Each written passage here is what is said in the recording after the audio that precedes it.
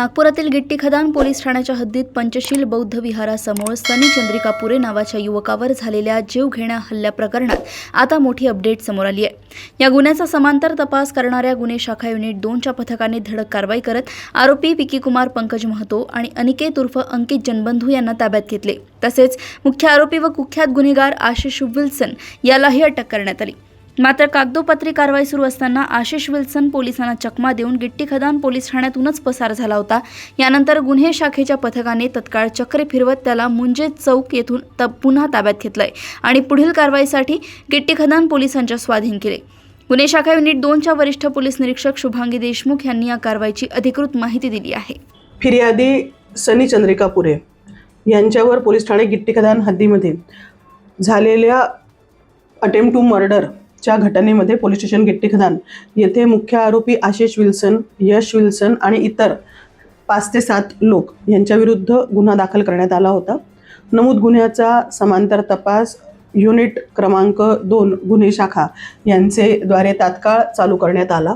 त्यामध्ये आरोपी विकी कुमार पंकज महतो वय 21 वर्ष आणि अनिकेत उर्फ अंकित प्रमोद जनबंधू वय 25 वर्ष राहणार दोघं पण गिट्टी खदान हद्दीमधील यांना ताब्यात घेऊन गुन्ह्यामध्ये पोलीस स्टेशन गिट्टी खदान येथे हस्तांतरित करण्यात आलं।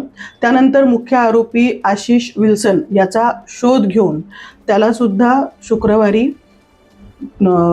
तो शस्त्रासह सापडल्यामुळे त्याच्यावर कलम 425 भारतीय हत्यार कायद्याप्रमाणे कारवाई करून पोलीस स्टेशन गिट्टी खदान येथे ताब्यात देण्यात आले।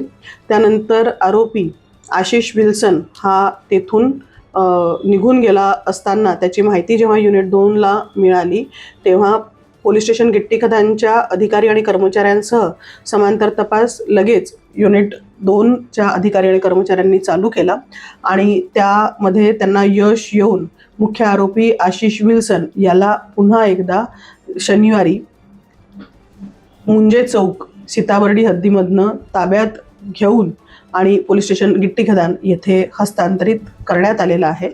सदरची संपूर्ण कार्यवाही ही गुन्हे शाखा युनिट 2चे अधिकारी Shri Chetan Borkhede, police constable Sandeep Pande, police constable Arjun Yadav, police हवालदार सडमाके आणि इतर आमचे कर्मचारी यांच्यासह पोलीस स्टेशन गिट्टी खदानचे तपास पथकाचे अधिकारी आणि कर्मचारी यांनी संयुक्तरित्या केलेली आहे।